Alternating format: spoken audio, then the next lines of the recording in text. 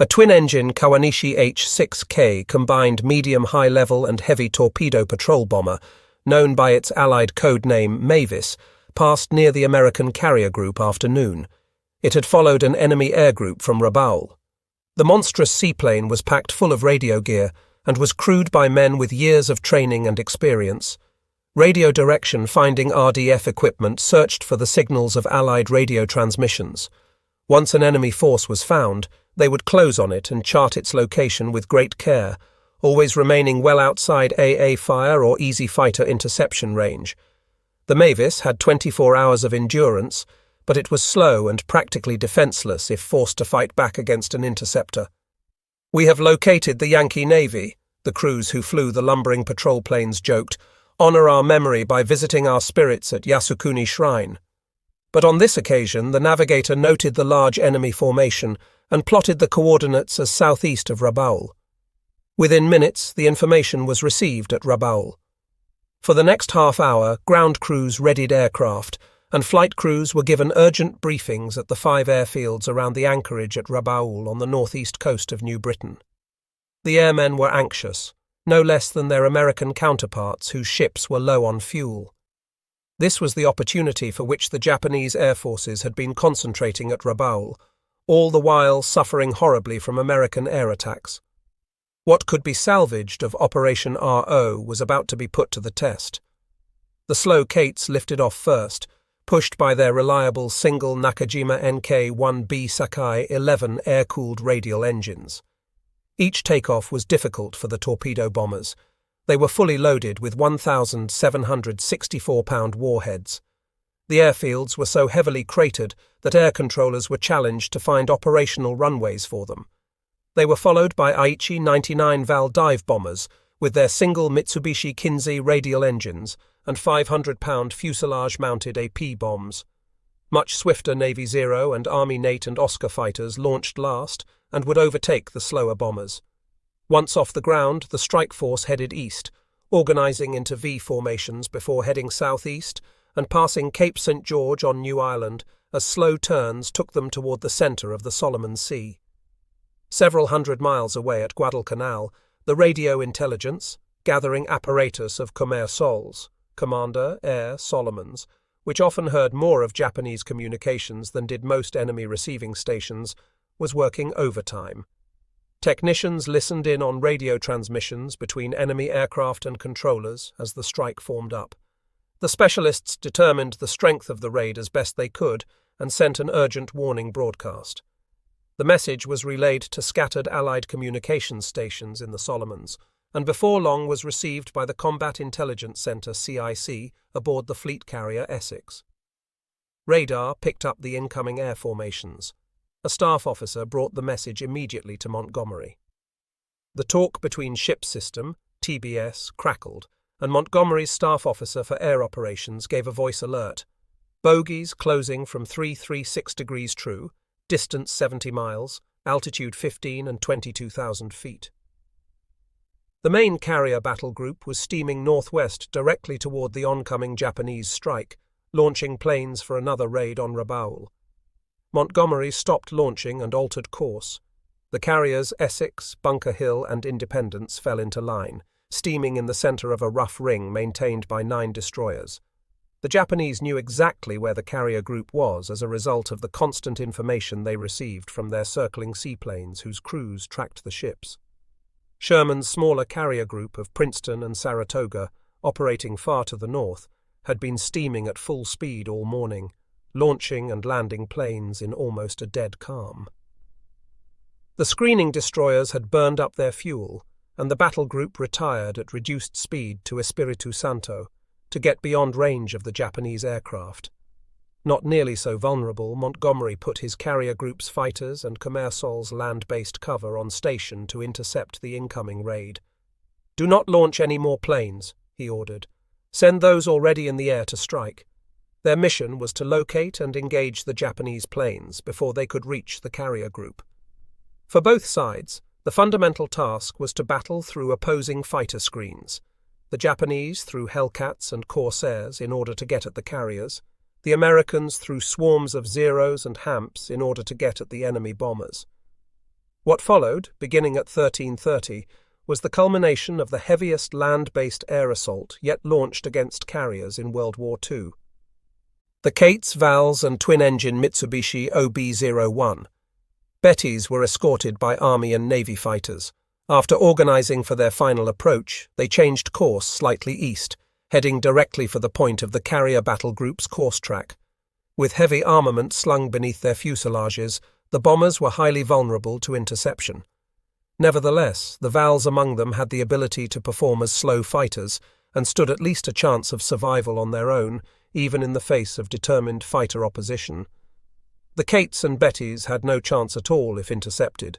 Still, the crews of the carrier planes were the elite of Japanese naval air strength, better paid and trained than any of their land-based counterparts from either the Navy or Army. Now it was time to make good on their preferential treatment. The numerous waves of aircraft flew southeast at maximum speed, their crews nervously watching the sky and sea for any sight of the enemy during the long overseas flight. Then they heard the word contact. The banter of Zero pilots filled their ears as the American fighter screen was engaged with shouts of banzai. Nervous men in the CIC on each ship bent low over the tracking board, watching the radar plot as the incoming raid was charted. The radar picture enabled not only the battle group commander, but all his ship commanders to follow the action. At first, nothing could be seen except the blips of Japanese and American aircraft converging across the Solomon Sea from the northwest and southeast. As the Japanese planes began to swing east, having pinpointed the enemy carrier battle group, they maneuvered to encircle the American ships, then concentrate against them from all directions. The accuracy of the threat assessment improved as the Japanese closed the range. Technicians aboard Essex adjusted their charts as radar tracked the Japanese aircraft. Radar indicates many bogies to the northwest, the plotting officer reported to the bridge.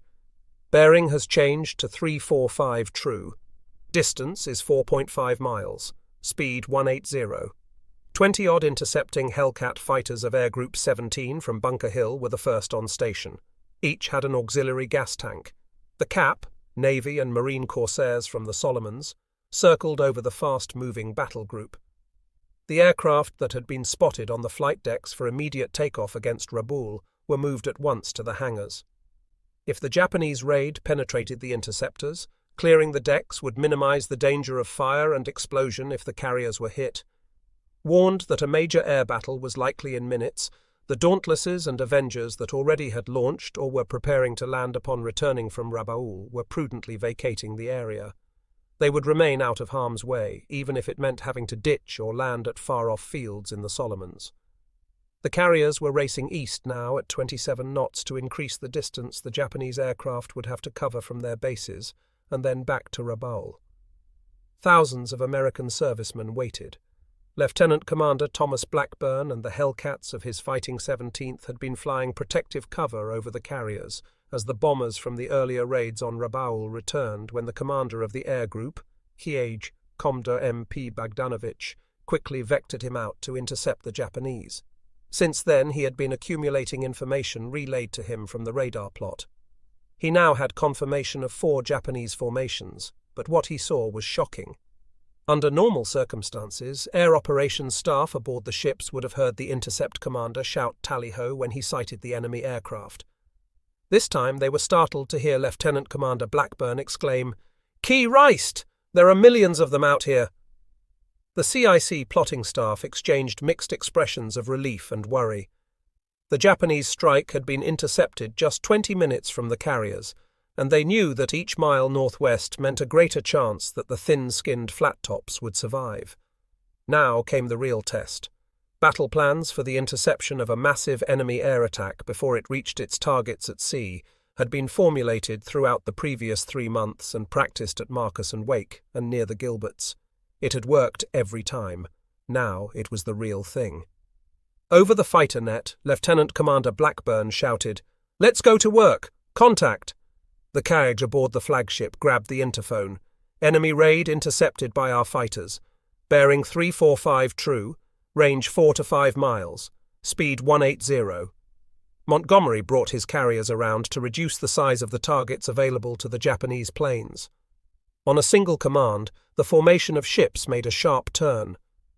The radar screens revealed that the American interceptor force had run into a cloud of enemy aircraft, far more than 100. Radar-directed AA fire controllers were trained northwest, and 11 skippers waited for the word from the flag. Numerous incoming bandits, estimate count 100 plus, announced CIC. Distance 27 miles. Radar indicates raid has broken up into 3, possibly 4 groups. One is closing rapidly, bearing 340 true. On the bridge of Essex, staff turned their binoculars on a large group of enemy planes approaching in V formation, Val dive bombers. Montgomery issued his orders through the chief gunnery officer. Man your guns and blast those bastards. 5-inch guns firing proximity fused AA shells opened up first, and were soon joined by the smaller ordnance of 3-inch guns. The shells exploded in the air near the aircraft, leaving a sudden fiery red ball followed by an ugly black puff cloud. It soon became apparent that more than 125 Japanese aircraft were headed for the American ships. "Watch out for dive bombers coming in on you," warned Montgomery. The Vals continued on, straight and level. They carried 500-pound AP bombs, which would be released automatically by a toggle switch in the cockpit. When they arrived over a target, the pilots would dip the noses down, and the aircraft would dive on a carrier at 200 miles per hour. "Knock off firing on our own planes," ordered Montgomery. But the air over the battle group was a fury of confusion. Nearly 200 Japanese and American aircraft were tangling in the sky.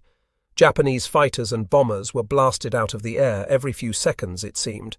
The fighter screen had done amazingly well, but scores of Japanese bombers still roared in on their targets with a closing speed of 180 miles per hour.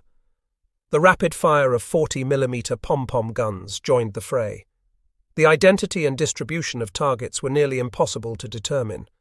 In several cases, more than one Hellcat and numerous AA guns went after the same target, nearly always ensuring its destruction.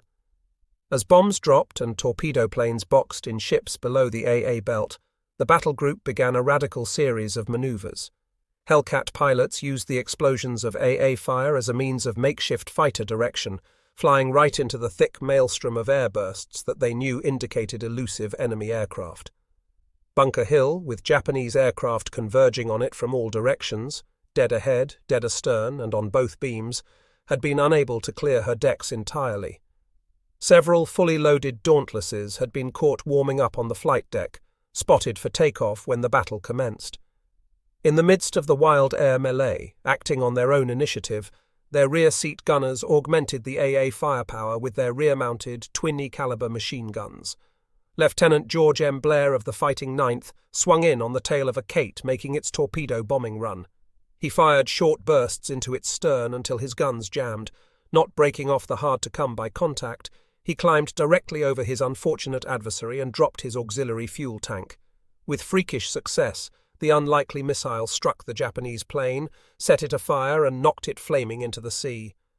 Suddenly, the 2-hour battle was over. Despite the furious confrontation and the immense size of the Japanese attack, not one ship had been hit. The only damage was superficial, from strafing and misdirected friendly AA fire. By sunset, the land-based cap had returned to the airfields in the Solomons. Montgomery called off the planned afternoon strike on Rabaul and headed for Espiritu Santo, elated that he had beaten off the Japanese air attack and kept his carriers intact. Although the Japanese air crews would report accounts of wild success, of American carriers and cruisers burning, the air admirals and carrier chiefs knew who had won the fight. Montgomery's battle group and the carrier and land-based cap had shot down 76 Japanese planes, 60% of the attacking force, before the enemy had been forced to break off combat. Only 3 American planes had been lost. Fewer than 10 of the attackers returned to Rabaul undamaged. The Fighting Ninth of Essex alone was given credit for downing 41 planes, which, when added to the 14 the squadron had claimed over Rabaul in the morning, gave it a record 55 kills in one day. In just the first 2 weeks of November, then, on the eve of the greatest Allied offensive yet undertaken in the Pacific, all but one of the 11 cruisers that Admiral Kurita's powerful Second Fleet had deployed in September had been put out of action. Equally important, the naval air strength that Admiral Koga had concentrated at Rabaul had been ravaged. 121 planes, or roughly two-thirds of the entire force, had been lost in huge air battles. The carrier aircraft and their invaluable crews had been hard hit. Of the 192 highly trained carrier flight crews dispatched from Truk to Rabaul, 86 had been lost. Koga, with great disappointment, recalled the survivors to Truk on November 12th. Consequently, said Vice Admiral Fukudome, Japanese fleet air strength was almost completely lost, and although the Gilbert's fight appeared to be the last chance for a decisive fight, the fact that the fleet's air strength had been so badly depleted enabled us to send only very small air support to Tarawa and Makin. The almost complete loss of carrier planes was a mortal blow to the fleet, since it would require 6 months for replacement. In the interim, any fighting with carrier forces was rendered impossible. With Japanese air power at Rabaul and Truk now crippled, the possibility of a dramatic air intervention over the Gilberts was eliminated. Operation Galvanic, the first major American amphibious operation in the Central Pacific, had begun in the South Pacific. Rear Admiral Keiji Shibasaki arrived at Ep.2 in August. The tiny island is 80 miles north of the equator. It lies at the southwestern end of Tarawa Atoll in the center of the Gilbert's chain, a coral archipelago branching off the eastern Marshalls like the offshoot of a vine. Tarawa is, in fact, a triangular-shaped group of 38 long, narrow, coconut-studded islands practically surrounded by a forbidding coral barrier reef. Its large, dreamy lagoon has one major pass to deep water. Its eastern and southern legs are 18 and 12 miles long, respectively. Ep.2, the largest island at Tarawa, was the principal fortified island of the Gilberts. The island closely resembles a bird, complete with tail and beak. The total length is 3,800 yards, just short of 2 miles. The width varies from 500 yards from the beak and across the crown to 600 yards from the bird's belly to its back, then gradually tapers off to a point on the tail. Altogether, the island is so small that it must be grossly exaggerated in order to appear on a standard map of the Pacific. Yet Shibasaki had been sent to defend the island, to hold it as long as possible against the American assault that was expected within the year. His responsibility included the Gilberts as well as nearby Nauru and Ocean Islands. Tarawa was originally part of the South Seas Area Command, only 535 miles southeast of Kwajalein. But by the time of Vice Admiral Kusaka's reorganization of Japanese defenses in May, the Gilberts already had been detached from the Fourth Fleet and made an independent command. Located on a line running almost directly southeast from the Caroline Islands, almost exactly halfway between Truk and the Fiji Islands, Tarawa marked the limit of Japanese expansion in the South Seas and their front line of defense in the Central Pacific. Upon his arrival, Shibasaki had made an in-depth inspection of his command area. What he saw impressed him. Rear Admiral Tomonari Saichiro, who had been in command of all naval and air forces in the Gilberts since February 1943, had overseen completion of the swift build-up of Japanese strength following the surprise assault by Carlson's raiders on Makin in August 1942, and there now seemed to be not 1 square foot of Ep.2 that was undefended. Saichiro had turned the island into a veritable fortress, but the work had taken its toll. To his men, the wiry little admiral had seemed tireless in his quest to prepare the Gilberts for battle. But he was in poor health and appeared a physical wreck. That summer, Saichiro had asked a visiting admiral from Tokyo for reinforcements. Instead, to his embarrassment, he got as his successor the youthful and confident Shibasaki, who arrived fit and full of vigor. The disappointed Saichiro had wanted desperately to command the garrison in battle, but now he would return with honor to Japan for much-needed rest and recuperation. Before Carlson's raid, there had been nothing more than a lookout station in the Gilberts.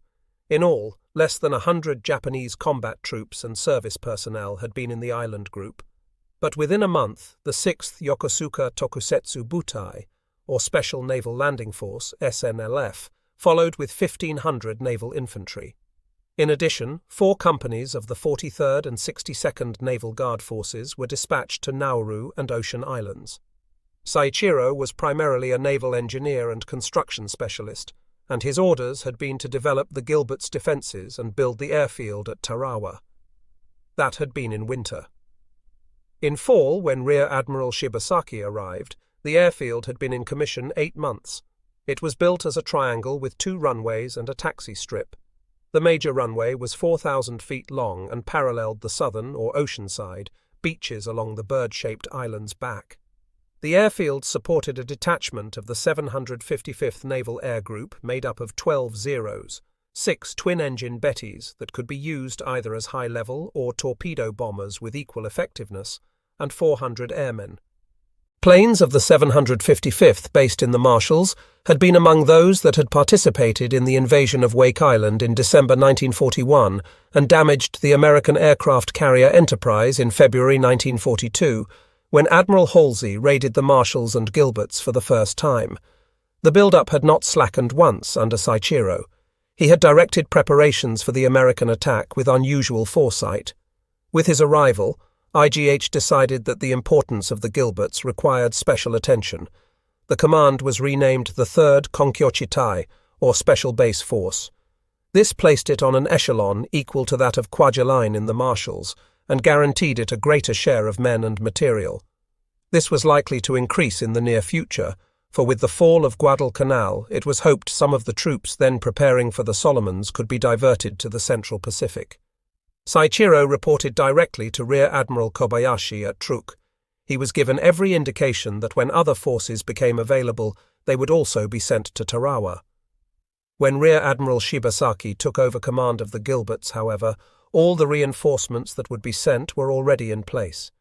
He had a solid core of battle-hardened troops in the 7th Sasebo SNLF, about 1,500 formidable men under Captain Takeo Sugai, who had preceded Shibasaki to Tarawa by a few months. Koga had ordered the crack unit moved from Rabaul, where it was then attached to the 2nd Fleet, and reorganizing after the fighting for Guadalcanal. The men began arriving in mid-May. The Sasebo Naval Infantry was the strongest force at Tarawa. Other units already in place in the Gilberts included the 6th SNLF, 1,100 men strong, the 111th Pioneers, a combat engineer unit corresponding to the American Seabees, 1,250 men strong, and a 4th Fleet Naval Construction Battalion, about 1,000 men strong, of whom more than half were unreliable Korean volunteers. At Makin, nearly 300 troops of the 6th SNLF were dug in, supported by about 500 airmen, engineers, and Korean labourers of the 111th Pioneers and 4th Fleet Construction Unit. About 2,500 other troops were based at Nauru and Ocean Islands. It has become part of the myth of Tarawa that Rear Admiral Shibasaki was only a fighting admiral. In fact, he was more. Like Tomonari Saichiro, the new commander at Tarawa was one of the very few senior officers of the Imperial Navy who were master engineers capable of supervising construction on the scale envisaged for Tarawa. Shibasaki had graduated from the University of Tokyo with qualifications in military, naval, and structural engineering. Such accomplishments had led to his selection for the Gilbert's command. But Shibasaki was also a fighting admiral who had been doing just that, and winning, on other fronts for some time. Disappointed as Saichiro was, his successor reflected the evolution of the Gilberts from a backwater of the war to the front lines. Though Shibasaki had missed the first B-24 raids on Tarawa, which had taken place in April, he felt the sting of the growing American strength in the Central Pacific from his first day in command, when he learned what already had been lost. On May 18th, for example, a major reinforcement, 1,200 combat troops of the 6th Konkyochitai and 4 powerful 8-inch naval artillery pieces, had sailed from Kwajalein in the 5,400-ton auxiliary cruiser Bangkok Maru and another cargo ship bound for Tarawa. It never reached the Gilberts. Unknown to the combined fleet, Comsopak learned of the convoy from a radio message decrypted by American naval intelligence in Hawaii. They learned of the convoy's special cargo and were determined to keep the big naval guns from reaching the Gilberts. Comsopak ordered the submarine Pollock, then patrolling in the Marshalls under Comda, B.E. Llewellyn of Savannah, Missouri, to waylay the convoy. 2 days later, as the convoy approached Jaluit, just 350 miles north of Tarawa, Pollock closed in and launched a spread of 4 torpedoes. Bangkok Maru's stern was blown off and she sank quickly. The unfortunate auxiliary cruiser had not been carrying the Tarawa-bound guns, but had been transporting the 6th Konkyochitai detachment.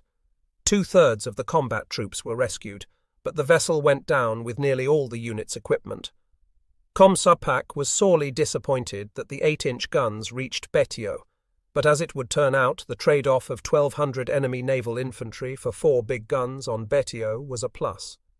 Japanese patrol craft took the survivors to Jaluit, where they remained until the end of the war. Their loss was a terrible blow for the Gilbert's defenders. During the summer, however, Japanese strength in the Gilberts had continued to grow. 14 tanks arrived in July. Rear Admiral Shibasaki resolved too upon his arrival to continue the development of fortifications. Whole tracts of the coral reef were dynamited and cut with hand tools to provide rubble to strengthen the concrete used in constructing bunkers and pillboxes. From experience in the Solomons, the combat troops had learned to build shelters capable of withstanding the heaviest high-explosive blasts from naval gunfire and air bombardment. Whole companies of naval infantry were employed in clearing neighbouring islands of their coconut groves. The trees were mowed down so their tough timbers could be used to reinforce bunkers and fortifications and extend the seawall that nearly surrounded Betio. By midsummer, nearly all that the US Marines would face in November was in place, and it was truly staggering. Off the beaches, anti-boat obstacles, such as mined concrete tetrahedrons, dragon's teeth, coral cairns, and barbed wire and log barricades, were arranged in such a way that landing craft would be diverted into lanes covered by artillery. Along the edge of the island, a few feet from the water's edge, a seawall 3 to 5 feet high, built mostly of coconut logs and steel wired and spiked together, presented yet another barricade to an attacker. Constructed behind the seawall, sighted to fire over it or through ports, was a system of 13mm and 7.7mm machine gun emplacements, some with the dual capability of AA or infantry fire. Others were covered by coconut logs, coral sand and concrete, and occasionally armour plating. They were connected by revetted trenches with rifle ports, command posts, and convenient ammunition dumps. At the corners of the island and at various other points along the shore, there were sighted 14 coast defence guns ranging in size from 3 and 5-inch pieces to the supremely dangerous 8-inch naval guns. Although all the large gun emplacements had bomb-proof shelters for crews, underground storage vaults for ammunition, and precision fire control systems, the 8-inch batteries were easily the most heavily protected emplacements on the island. Along the coast and inland of the beach, 25 field guns, ranging from 37mm to 75mm split-trail mountain guns, were positioned to fire anywhere on the island. They were in covered emplacements, mostly in dugouts well protected from shrapnel blasts by thick coverings of coconut logs, crushed coral and sand. They were immune to all but direct hits from the largest naval guns. Additional firepower included a phalanx of 13mm, 90mm, and 120mm AA guns, and the tanks with their 37mm cannon, several of which had their gun turrets dug in hull down and immobilized as steel pillboxes. The system of bomb-proof shelters, perhaps the most extensive encountered anywhere in the war, covered barracks and headquarters areas as well as the beaches. They were built of coconut logs strengthened by angle irons, and their roofs, 6 feet and more thick, were so constructed of sand, logs and corrugated iron that only direct hits by large-caliber AP or delayed-action high-explosive HE shells could penetrate them. Many were partitioned inside so that defenders were protected from explosives hurled through the apertures. For such a small area, transport was in abundance. 100 motor vehicles, including cars, trucks and motorcycles with sidecars, had been shipped to the island. In addition, the troops had 1,000 bicycles. Saichiro had organized an unholy welcome for an attacker, and Shibasaki had strengthened it. He believed the island was impregnable. Never in the history of warfare had a more powerful or deadly means of resistance been prepared. The official U.S. Army history of Operation Galvanic concluded that, with the possible exception of Iwo Jima, Tarawa's beaches were better protected against a landing force than any encountered in any theatre of operations throughout the Second World War. Shibasaki ordered the garrison to defend to the last man all vital areas and destroy the enemy at the water's edge. In a battle where the enemy is superior, it is necessary to lure him within range of our fixed defense installations, and then, using all our strength, destroy him. Finally, he confidently told his troops, even with 1,000,000 men in 100 years, the Americans could not take Tarawa. At Pearl Harbor, Lieutenant Commander Fred A. Conaway of Helena, Arkansas, looked up from his perch atop the conning tower of the submarine Sculpin on the morning of November 5th.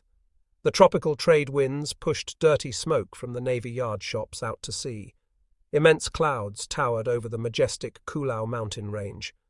The submarine skipper awaited a special passenger. He was anxious to get underway. Corvina, under Commander Roderick S. Rooney, had departed Pearl Harbor the day before. Together, the two submarines would take station off Truk as a prelude to Operation Galvanic. Sea Raven and Apogon would also be in the area. Truk had 4 main entrances, and each would be guarded by an American submarine. If the Kido Butai sorted to aid the Japanese defense of the Gilberts, the submarines would report the enemy movement, then attack. In all, between Truk and the Gilberts, nearly a dozen submarines would support the operation. At last, Captain John P. Cromwell of Henry, Illinois, emerged from the nearby headquarters of ComSubPac. He had stopped by the office of Vice Admiral Charles Lockwood to bid farewell and receive last-minute instructions. ComSubPac briefed him a final time on the huge operation about to be undertaken in the Gilberts. "Stand by to get underway," Commander Conaway told the officer of the deck. He climbed down the ladder to the main deck to meet the senior naval officer, who would travel aboard Sculpin as commander of Submarine Division 42. In the event that the Kido Butai sortied, Captain Cromwell would organize the submarines into a wolf pack, the first such tactical grouping of American submarines in the war.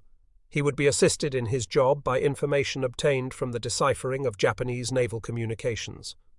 Cromwell stepped aboard, saluted the colors, and shook hands with Commander Conaway. "Take in all lines," shouted the OOD through a bullhorn. Cromwell went below and the skipper took the con. "Engines ahead 1/3, ordered Conaway after Sculpin had backed into the main channel and started toward the harbour entrance. A searchlight from the Navy Yard Tower flashed. "Message from ComSubPac," said the signalman standing on the bridge beside Conaway. It reads, "Good hunting. Acknowledge and tell him thank you." The anti-submarine warfare ASW net strung across the harbour gate was lowered, and Sculpin passed through the barrier. Conaway shaped a course to the southwest and the Central Pacific. Meanwhile, the first concrete major U.S. offensive against Japan had been taking shape. Major General Holland Smith approved the 2nd Marine Division's plan for Tarawa on September 14th. It had been drafted by the unit's superb Chief of Staff, red-headed Colonel Merritt A. Edson of Washington, D.C., and 39-year-old Colonel David M. Shoup, the division's former crack operations officer from Covington, Indiana. Colonel Edson, or Red Mike as he was known, was at 46 years old one of the youngest senior staff officers in the Marines, and one of the toughest. He was a leader who had experienced combat. From the time Edson landed at Tulagi in August 1942 in command of the famed 1st Marine Raider Battalion, Carlson had the 2nd Raiders, he had been known for his soft-spoken and thoughtful courage. He was credited with having saved the day at Guadalcanal. In the midst of the first ferocious fighting there, when the Japanese were on the brink of breaking through the marine lines, Edson had exposed himself under heavy fire to stem the Japanese offensive. With communications knocked out and Japanese infiltrators among the thin American positions, he moved among his men, shouting, "Rally to Red Mike." The raiders held and the Japanese attack was beaten off.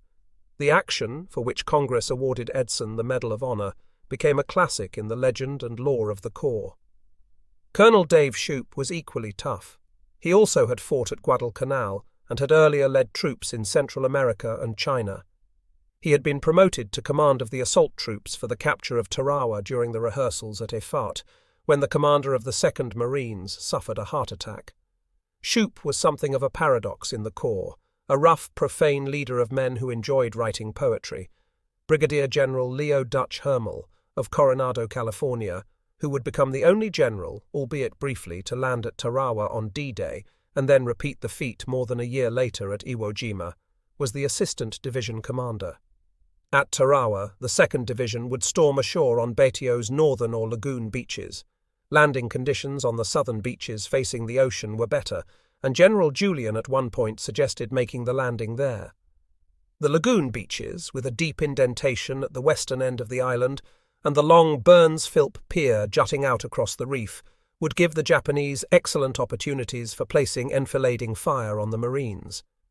But it soon became apparent that the lagoon would probably permit an amphibious assault at less cost. The beaches on the northern coast were wider and more regularly formed, although Japanese firepower and fortifications were much stronger there.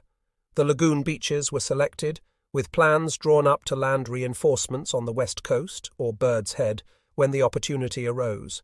The lagoon beaches presented a narrow sliver of white coral sand, fronted by a barrier reef that ran an average of 500 to 1,200 yards from the island to deep water and was backed by the seawall. The division staff split the beaches of Ep.2 into 500-yard landing zones, colour-coded and numbered right to left: Green Beach, Red Beach 1, Red Beach 2, and Red Beach 3 along the lagoon, and Black Beaches 1 and 2 along the ocean side. The lagoon beaches of nearby Bairiki Island, a possible early objective, were codenamed Blue Beaches 1 and 2. A scout sniper platoon and detachment of assault engineers of the 2nd Marines were to lead the invasion by landing at H-hour -15 minutes, H-15, at the end of the pier and clearing it of Japanese positions. The capture of this feature was vital to the operation, to eliminate the enemy's ability to deliver a devastating crossfire across the reef and into the assault waves. It had to be taken quickly, if casualties were to be kept to a minimum, and the assault troops were to be free of fire into their flanks and exposed rears. The 3rd Battalion, 2nd Marines, under Major John F. Shuttle of Lima, Ohio, would form the right wing. It would drive into the re-entrant angle of Red Beach 1, cross the Bird's Head to the northern coast, envelop and clear Green Beach from behind, and then turn left to drive down the ocean side of the island. The 2nd Battalion, 2nd Marines, under Lieutenant Column Herbert R. Amy, Jr. of Ambler, Pennsylvania, would come in to the right of the long Burns-Philp pier on Red Beach 2, secure it for the unloading of supplies and equipment, seize the airfield, and then wheel to drive down the centre of the island. Meanwhile, the 2nd Battalion, 8th Marines, under Major Henry P. Jim Crow of Boston, Kentucky, was to land on Red Beach, 3 on the left flank of the invasion front.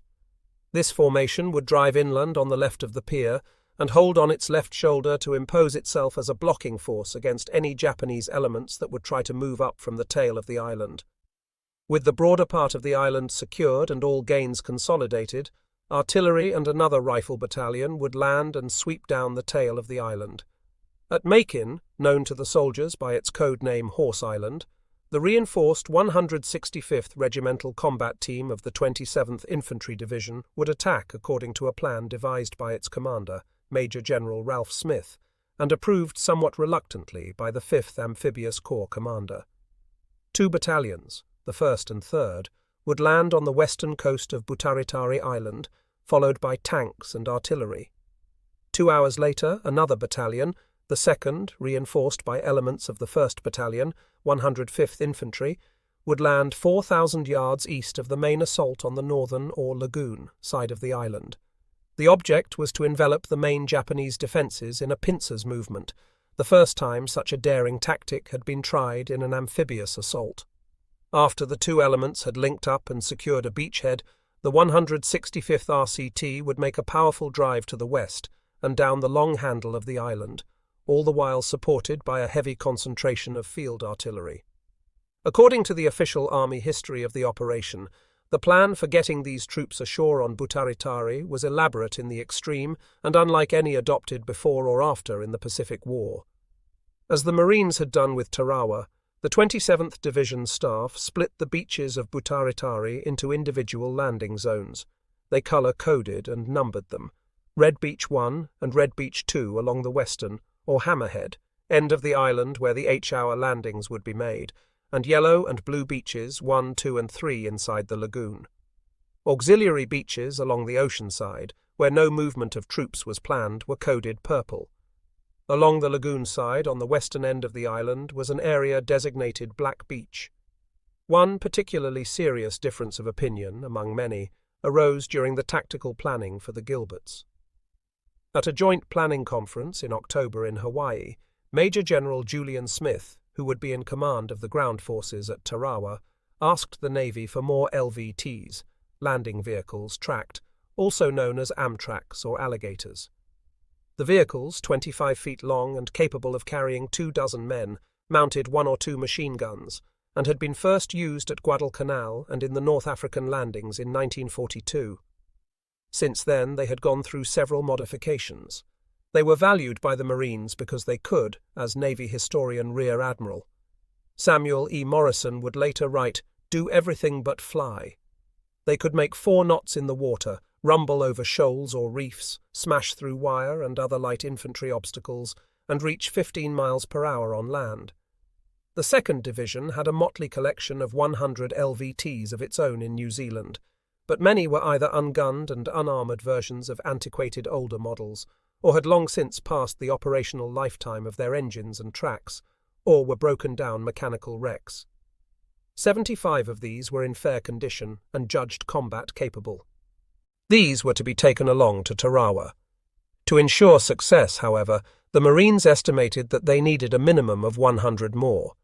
They suggested that the lack of intelligence concerning tidal conditions in the Gilberts alone was reason enough to employ more tracked landing craft. Any possibility that the tides might be low on D-Day could mean disaster for the assault troops who would have to wade ashore under fire. "How soon can we have the vehicles, Kelly?" asked Howlin' Mad Smith. Rear Admiral Turner shook his head. "They would not be needed," he said. He was convinced that there would be favourable tidal conditions for the Marines to make their landings. Furthermore, there were no LVTs available in the Pacific, or ships to transport them. The Marines would have to get along with the flat-bottomed LCVPS, landing craft, vehicles and personnel, commonly called Higgins boats, and LCMS, landing craft medium, manned by Navy crews. In Turner's opinion, more LVTs were simply unnecessary. Besides, he added, I don't have time to collect more Amtracs. Turner was mistaken in his belief that the equipment already at the division's disposal was adequate for the job at hand, but in truth the Navy was wrestling with the effects of a critical worldwide bottleneck in the Allied shipping pool. In the South Pacific alone, hundreds of ships were sometimes idle for weeks for lack of equipment and facilities to unload them. Some transports and LSTs that had been used in the invasions of Sicily and Italy had been detached from the Mediterranean theatre, but would not arrive in time for Galvanic. Thus, Navy opposition to providing more LVTs had less to do with insensitivity to the plight of the Marines than with the shipping shortage. At this late date in planning the operation, it was unthinkable in Turner's view to change the vast global shipping schedules merely to accommodate a few more Amtracs for Tarawa. The Navy was hard-pressed to meet all the supply and transport needs of Galvanic, even without the extra LVTs. Howlin' Mad Smith was not impressed by the Navy problems. "By God, Kelly, I want Amtracs and I'll have them," he thundered, emphasizing the demand by pounding the table. "On Oahu, I obtained irrefutable proof of the Amtrac's efficiency," he wrote later. "They walked clear through 7 lines of barbed wire in tests. We knew that a double-apron barbed wire fence practically encircled Betio, and a series of concrete tetrahedrons had been nearly completed. If the reef proved impassable for boats, and it did, the only way to get the men ashore was in Amtracs. But Turner was immovable on the subject. He tried to mollify the Marine general. "There's no need to blow up, General," he said. "You won't need Amtracs." Smith minced NVE's words. The fate of the Marines assaulting the beaches had been prominent in his mind since he had arrived at Pearl Harbor 5 weeks before. He was haunted by the spectre of the reef becoming the battlefield. He feared what might happen if the assault troops were caught in the open without armoured protection amidst the fury of merciless machine gun fire. In his crusty and belligerent estimation, the Navy rejection was nothing short of callous disregard for the safety of the men who would be required to overcome the obstacles to assault. Anything less than the minimum necessary support requested by Julian Smith would be considered hazardous at best, a needless sacrifice of lives at worst. He pointed out that it was essential to have more LVTs made available, if for nothing else than carrying supplies. Facing Turner, Howlin' Mad Smith said, "Admiral, don't tell me what I need. You handle your ships and I'll take care of my men. You won't need Amtracs, insisted Turner. But the 2nd Division commander and Holland Smith were old friends. The former had been Chief of Staff to Howlin' Mad during the large Navy and Marine amphibious training exercises in the Caribbean in 1940. If Julian Smith said he needed more LVTs, Holland Smith was inclined to believe him. Have them he would. He was appalled that the Navy would stonewall him on this point. He already had been forced to accept the untested 27th Infantry Division for the assault on Macon, he reasoned.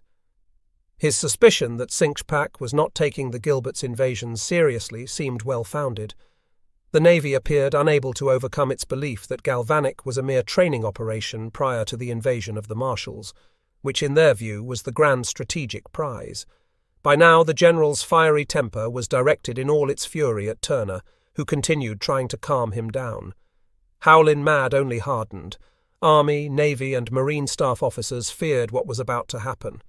The disagreement had reached an unbroachable impasse. When rejected one last time, the Marine general astonished everyone present. He leaned over the table toward Turner. "Julian asked for Amtracs, and he'll get them," he said. "I'm telling you straight out, Admiral, either produce 100 Amtracs or the deal's off." Turner remained equally adamant in his opposition. Then the 5th Amphibious Corps commander laid down a declaration that in any other forum would have been viewed as an ultimatum. "Kelly, it's like this. I've got to have those Amtracs. We'll take a hell of a licking without them." "No Amtracs," he stated. "No operation. You know me, Kelly, I mean it." Turner threw up his arms in exasperation and sighed wearily. "Yes, General, I know you. I'll rustle up 100 Amtracs for you and find room for them on the ships. Now let's get back to business. There's been enough bullshit." A shipment of the latest 1943 models was located in San Diego. It sailed from the West Coast to American Samoa, where, as it turned out, only 50 of the LVTs were diverted for use by the 2nd Division. They were rushed aboard LSTs to join the Southern Attack Force in the Ellis Islands en route to Tarawa. Scratch crews were raised, and these also joined the vehicles en route. "It galls me to remember this instance of Navy stubbornness," growled Smith in his memoirs. "I was appalled to find Kelly Turner short-sightedly opposing the use of Amtracs." In his final report to Admiral Nimitz, Smith would flatly say, "Without the Amtracs, it is believed the landing at Tarawa would have failed." And he was right. A further flashpoint of disagreement, as far as the 5th Amphibious Corps staff was concerned, was Spruance's naval gunfire support plan.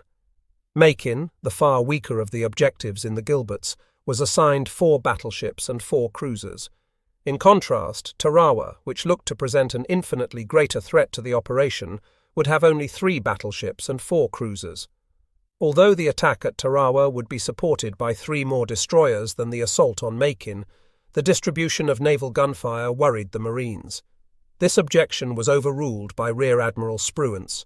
He said it could not be helped. He believed that another battleship could not be spared for the bombardment of Tarawa because the amphibious attacks should occur simultaneously. If in the unlikely event Admiral Koga sortied the still dangerous Kido Butai during the assault phase of Galvanic, the Northern Attack Force would most certainly be the first American element to feel its wrath. In fairness to the Navy planners, they had envisaged a greater commitment of naval gunfire support for Tarawa. However, the surprisingly violent Japanese reaction to Vice Admiral Halsey's invasion of Bougainville had knocked a heavy cruiser out of action and rendered it unavailable for the Gilbert's operation. The ripple effect of this unexpected loss distressed Spruance exceedingly, but he was firm in his observation that the Japanese naval threat was still sufficient to require a greater concentration of American naval forces in the northern Gilberts than against Tarawa. The straw that broke the camel's back was Howlin' Mad Smith's discovery that he was not going to be present for the invasion. Rear Admiral Charles H. McMorris, who had succeeded Spruance as CINCPAC Chief of Staff, had directed that Smith and his staff be left behind in Hawaii. McMorris decided that Turner, as overall commander of the 5th Amphibious Force, and therefore the V Amphibious Corps as well, would not need the assistance of Smith and his headquarters staff during the operational phase of Galvanic. Apparently, Smith recalled, the Navy intended to employ the V Amphibious Corps and leave me, the Corps commander, twiddling my thumbs at Pearl Harbor. Spruance, who was unaware of the directive, restored the Marine General to command. Room for Smith and his staff was found aboard Turner's flagship Pennsylvania, which would be off Macon. Smith preferred to be available at Tarawa, but he did not press the issue since he was lucky to be going at all. Looking back on this period from the vantage of years and distance, General Smith wrote, "I sometimes wonder if we didn't have two enemies, the Japanese and certain brass hats in the Army and Navy." Besides getting the Army and Marine assault forces into action, there were endless logistical problems caused by the maintenance and sea movement of numerous support and garrison forces. Several CB Naval Construction Battalion detachments specializing in the development of airfields were to go with the 5th Amphibious Force to the Gilberts. The Army 102nd and 105th Combat Engineer Battalions were assigned to Macon. In addition, the Army Air Corps cousins of the Seabees, Air Service Support Squadrons, ASRON-SES of the 7th Air Force, the LSD at Baker, the 3rd divided among Nukufetau, Funafuti and Nanumea, were also assigned to Galvanic. The 2nd ASRON was readied in Hawaii for immediate movement into the Gilberts once the objectives were secured. These service groups would supply the bulk of the labor for unloading supplies and clearing away debris and undergrowth from occupied areas. 2 hospital ships, Relief and Solace, were assigned to the operation. The Army forces at Macon would have their own medical service, the 102nd Medical Battalion. Marine divisions did not have their own surgery teams. Rather, they used the services of Pelicans, the doctors and aidmen of the U.S. Navy Medical Corps. At Tarawa, these services were provided by the 2nd Medical Battalion, made up of 1/3 Marines and the rest Navy medical specialists. Casualty collecting teams and first aid groups were drawn from the special service troops of the division. Everything for the assault forces had to be provided via shipping. Besides troops, the transports, cargo ships, LSDs and LSTs bound for Macon, for example, were crammed with 10 days' worth of rations for each soldier, 5 gallons of water for every man on board, fuel for armoured fighting vehicles and motor transports, medical supplies, diesel oil and all types of ammunition, including that for infantry weapons, artillery and tanks. All this was in addition to chemical warfare supplies and signals and communications equipment. The Navy was supported by a fleet of tenders, tugs, minesweepers, concrete fuel barges, ammunition ships, and 13 oilers carrying fuel and aviation gasoline. Ships began loading in mid-October. The assault forces for Macon boarded their transports at Pearl Harbor on October 29th and 30th. Between Halloween and November 3rd, final rehearsals were held by the Northern Attack Force at Malia Bay, Maui, with simulated naval gunfire and air support. Poor weather conditions and rough beaches made the training unsatisfactory. An aura of undesirable artificiality affected the maneuvers. Some units did not participate, or their equipment was already stowed away. The Army also feared that the equipment might be damaged, so the exercises were carried out with little zeal. Meanwhile, in New Zealand, the 2nd Marine Division was loaded and departed Wellington on November 1st. It held final rehearsals with supporting naval forces between November 7th and 12th at Mela Bay in the New Hebrides. These exercises proved only slightly more satisfactory than the Army maneuvers in Hawaii. Nevertheless, by the eve of battle in the Gilberts, more than 200 vessels ranging in size from battleships and carriers to tugs and coastal auxiliaries would be assembled in their assigned areas off Macon and Tarawa and off the Marshalls and Nauru. In his berth aboard a transport bound for Tarawa, soaked in sweat, a Marine carefully went over the index card he held in his hand. He wanted to be sure that his beloved knew where he was, so he had arranged an elaborate code that would secretly reveal the information. His greeting would indicate his whereabouts. My darling, Australia darling, New Zealand. My dearest, East Indies.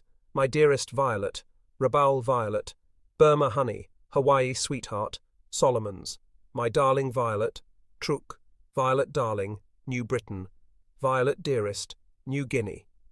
My dearest darling, Salamora precious, aboard ship Princess, New Caledonia. Like most people, he probably had never heard of Tarawa. A chaplain later found the card on his dead body. The first planes of the U.S. 7th Air Force, the Army land-based strategic air arm in the Central Pacific, took off from Funafuti on November 13th to attack Tarawa, the heart of Japanese resistance in the Gilberts. For every airman, from Commanding Officer Major General Willis Hale down to the youngest machinist, it was a special event. The 7th Air Force was marking the official beginning of Operation Galvanic by flying the longest continuous combat missions yet attempted in any theatre of the war. In this first flight were 18 B-24s of the 11th Heavy Bombardment Group, commanded by Marine Brigadier General Harold Campbell. Nearly every one of the planes had been recently moved up from Pearl Harbor, and all had been specially modified with extra machine guns for increased defensive firepower. Crisscrossing Tarawa at night from heights of 8,500 and 15,000 feet, they dropped 15 tons of bombs composed of 126 20-pound fragmentation clusters and 55 500-pound HE General Purpose GP warheads. All but one of the bombers returned to Funafuti. Excited crews reported that they could see Tarawa burning from as far away as 60 miles in the darkness.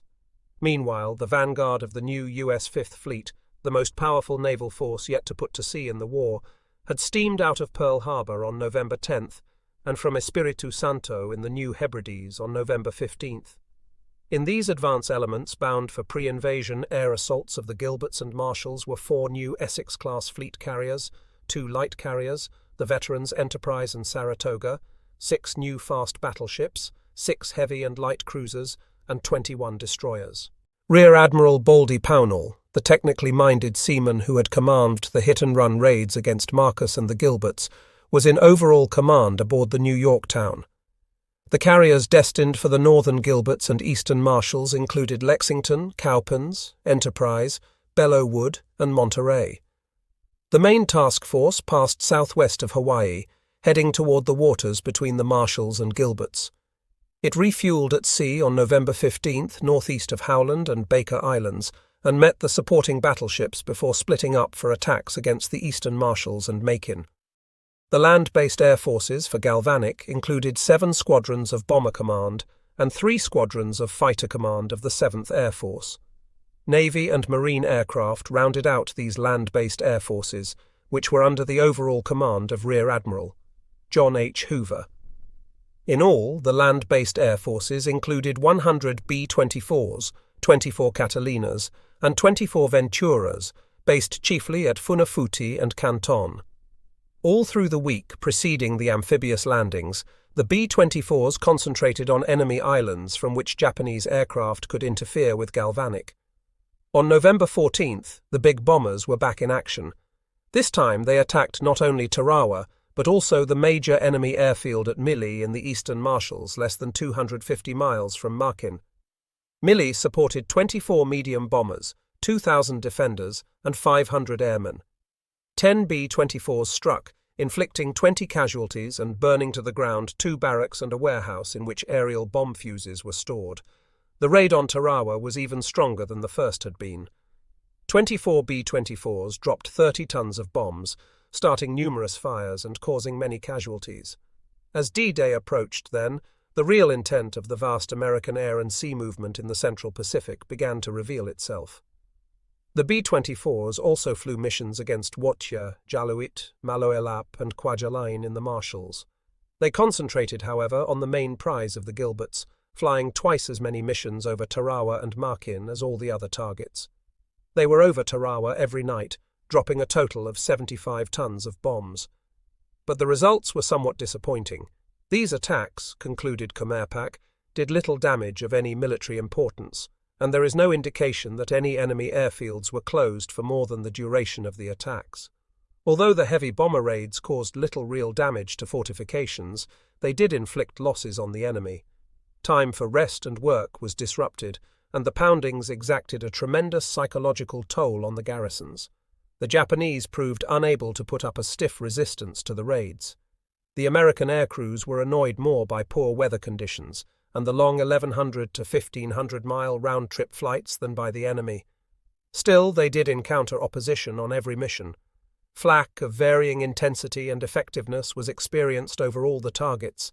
Enemy fighters battled the bombers over Kwajalein, Jaluit, and Maloelap. In fact, the Japanese had detected the American build-up and actually succeeded in striking first. A dozen bombers from Mili attacked Nanumea on November 11th. On November 13th and 17th, they hit Funafuti. These attacks destroyed 4 B-24s and damaged another 2 dozen. Despite such handicaps, and although the results were not as great as had been hoped by Major General Hale, the 7th Air Force still managed to contribute to Galvanic.